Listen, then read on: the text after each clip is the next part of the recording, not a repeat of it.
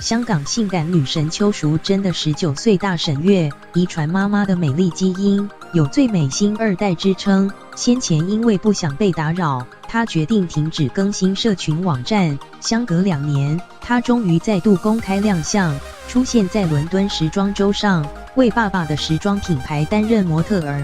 不少人发现到她蜕变为成熟小女人。走在最前头，气势十足。香港女神邱淑贞的19岁大沈月，为爸爸的时装品牌担任模特儿，身穿全白宽松洋装，银色布与黑绑带点缀，相当时尚。沈月从小一举一动都备受关注，因为常常跟妈妈邱淑贞一起出席公共场合，也屡次登上新闻版面。但她始终没有想要进入演艺圈，邱淑贞也希望她好好念书。最后，她决定停止更新社群网站。事隔近2年，她终于再度公开亮相。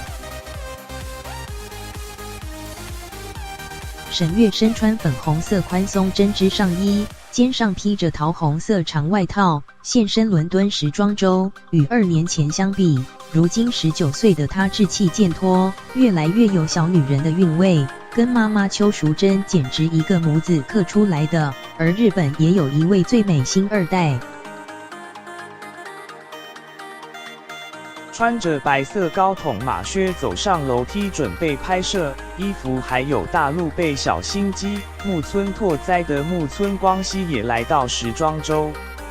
身为该品牌的最年轻大使，靓丽出席时装秀，还与名模贝拉哈迪斯一同合照。虽然身形比较娇小，木村光希依旧展现出甜美笑容，融化现场摄影师。